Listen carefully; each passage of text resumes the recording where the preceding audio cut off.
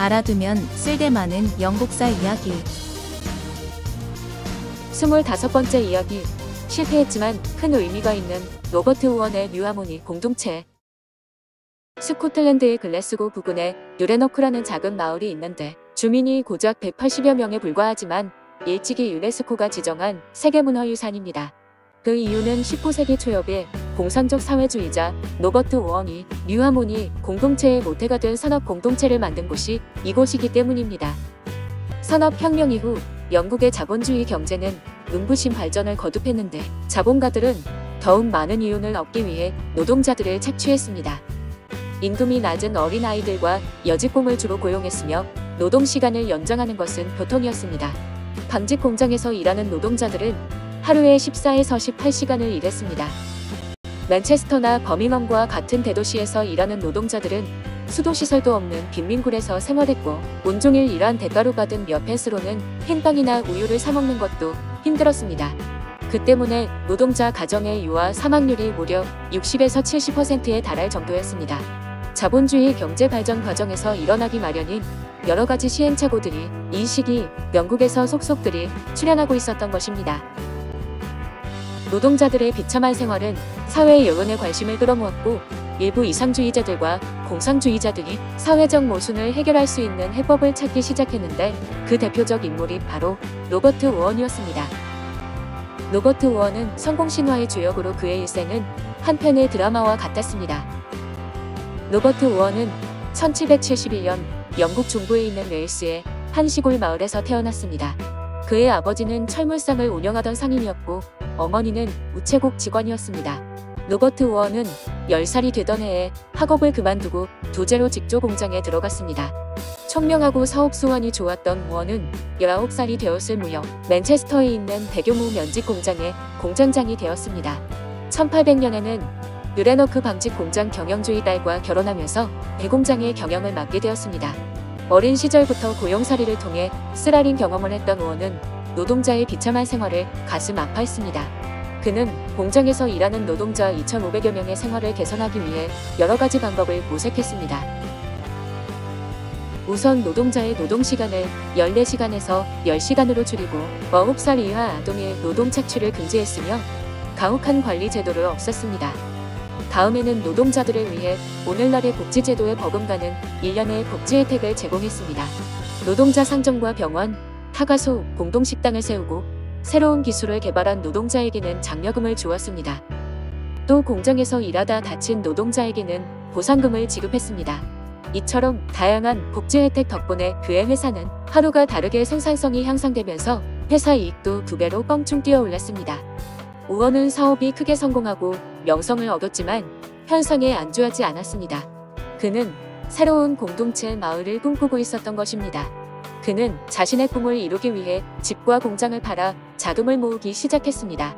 1824년에 우원은 자녀 4명과 그를 따르는 신봉자들을 거느리고 미국으로 이주했습니다. 그동안 모은 재산을 다 털어서 마련한 자금으로 인디애나주의 121제곱킬로미터의 땅을 사들인 뒤 뉴하모니 공동체를 세웠습니다. 공동체를 관리하기 위해 12명으로 구성된 위원회를 설립하고 공동체 구성원들 모두에게 일정한 역할을 분담하고 노동량을 배정했습니다. 우원부터 시작해서 공동체 안의 모든 사람은 의무적으로 노동하되 그 결과물은 공동으로 분배했습니다. 12살 이하 아동들은 학교에서 공부하고 방과 후에는 공익근로 활동에 참여했습니다. 20살에서 30살의 청년들은 농장과 공장에서 일했으며 30살에서 40살까지의 장년은 생산관리를 책임졌고 40살에서 60살까지의 노인은 손님 접대 업무를 맡았습니다. 공동체 안에서는 화폐가 필요 없었고 수확한 농산물은 창고에 보관했다가 골고루 분배했습니다. 이렇듯 공평과 화합을 원칙으로 하는 뉴하모니 공동체는 세상 사람들의 이목을 끌기 시작했습니다. 수많은 사람이 이곳을 찾아와 깔끔하게 정비된 도로와 주거시설, 공장, 학교, 그 밖의 다양한 복지시설을 참관했습니다. 그렇다면 우원이 전 재산을 바쳐 설립한 뉴하모니 공동체는 과연 얼마나 유지됐을까요? 놀랍게도 뉴하모니 공동체는 불과 4년 만에 해체됐습니다. 우원은 사리사욕을 채우지 않고 원칙에 따라 공정하게 공동체를 꾸려나갔습니다. 그러나 토지를 매입하고 공장을 설립하느라 재정적 위기에 봉착한 데다 절대평등주의 원칙에 따른 공동분배 원칙은 심각한 부작용을 낳았습니다. 류하모니 공동체에 거주하는 노동자들은 각각 나눠 갖는 소익이 똑같았기 때문에 남들보다 더 열심히 일하면 자기만 손해라는 인식이 널리 퍼졌습니다. 급기야 너나 할 것 없이 점차 게으름을 피우며 노동을 하지 않게 된 것입니다. 노동력이 부족해지자 공장의 기계가 멈추고 농장이 점차 황폐해져 결국 파산에 이르게 되었습니다. 그의 파산은 마치 공산주의가 붕괴되는 과정과 동일한 상황이라고 할 수 있습니다. 공산주의는 인간의 나태로 붕괴되고 자본주의는 인간의 탐욕으로 붕괴될 것이다. 이 말이 생각나는 대목입니다. 1829년에 류하모니 공동체가 파산하자 모일품 신세가 된 우원은 다시 영국으로 돌아갔습니다. 비록 꿈은 무너졌지만 그는 절대 포기하지 않았습니다. 우원은 공상적 이상주의자로서 노동운동에 적극적으로 참여했습니다. 1858년 우원은 평소처럼 노동자 복지를 위한 강연에 나갔다가 급작스레 쓰러져 숨을 거두었습니다.